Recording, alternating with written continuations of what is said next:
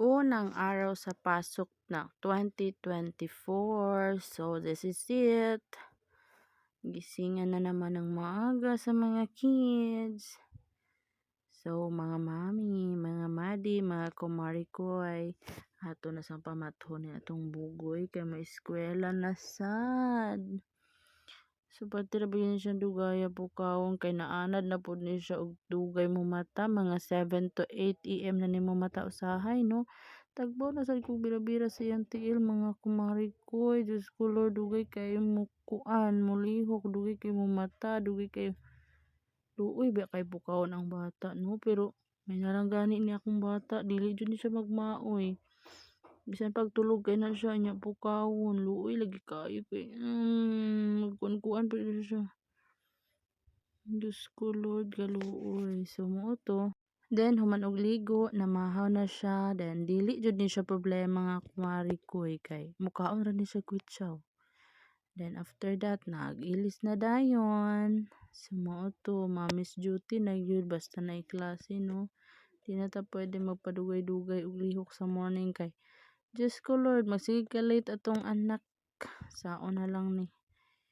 Dili pa perfect sa mga kuan niya. Perfect pa jud malate. Agoy, di pwede na. Para saktong kuan lang no, iso-iso. Muna si Mike pating pagka hinhin kay na siya mulihok, ginukog dili na siya tabangan, di gid na magsilbi. Napay magkauna nga dugay kay mahuman. Shout out din ni Kuya Renz. Nakita nga nagigda pa kay gisigitan og tiyan. So dali na to kuan mga mami, no, nga mag-adjust na pud tag sugod sa atong pagka kuan dragon, patay dragon ra ba karon nga year unsaon na lang ni. Pero kuan lang jud, tamang adjust lang jud sa atong kuan. Saon man ning mga bata usahay nga buluyagod man jud kayo. Ay, dugay kay mo lihok.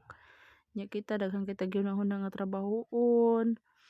Dayon sus Ginoo. Na agud nagkabuntag asikaso sa ilaha, asikaso sa iyaha kay may gani isa ra ni, no? To si Kuya Rins, nayayay pa, nag-lay down po si Kuya Rins, gigisakitan og tiyan. Si Daddy kay mulakaw na, paingon na sa budiga, duty na po siya dito. Mauto mga mari, ako na siyang gisuotan og medyas, tapos shoes. Naglagot pa ko sa iya kay walay mga kuan iyang mga gamit, wala ay pinsel, walay kanang tawag ni papel, pinsel ug lapis. Walay ambot asa na yung mga kagamitan, mga crayons nga wala, bag na lang joy nabilin nga way sulod. Oh my god, ni bataan. Ana sayo pa nagyawyo ang inahan nga dragon. Diyos ko Lord. Panabangi. Ay, Ginoo. Saan na lang man yung mga bata karon oy. Kanang feeling nila ba nga eskwela pero wa sila paki sa ilang kagamitan. Ay, Ginoo, di para sa una ba nga kita pa natay bag-ong lapis, bag-ong kuan, Diyos ko, wa joy makahika pa na laing kay ginataguan kay ako ni walay manghilabot ana ba nga feeling. Pero karon mga bata ron kay murag dili na jud kay sila kuan sa kuan ay samot na imong padula og cellphone permente na ay na lang jud kay di jud na sila murag okay na sila di ka eskwela. Ay, Ginoo ko Lord. Morning nga mga time nga ang pag-adjust, Diyos ko.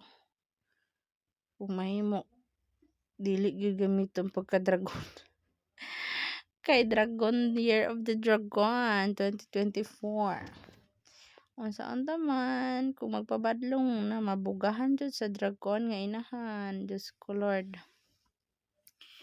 So mo to, ready na siya. Then, wala na din ako na siya ginatagag money mga marino kay nana na siya biscuits o water lang sa pero ihag yung gitago-tago ang katong sito nga sobra siyang daddy gabi kay ihag yung gidala gisulod niya siyang bag Wala lang sad ako ilabtan kay gamay na lang man sad tong sulod. Wa na ko siya gitagag money kay bisag unsa rin paliton niya mapalit og bugnaw nga mga juice unya. Nagsugod na sad ni siyang sipon so mao to. Bahay na gihatod na nako siya. Nagmotor na day may mga marino kay mas dali siya kay nya. Alas 7 na biya jud ni mga 2 minutes na lang. So naara. Okay, bye-bye na. Mami, ingat ka ha.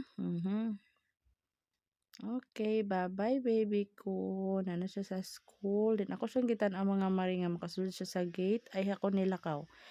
Ana ra mga mari. Dako na magud siya. Okay, bye.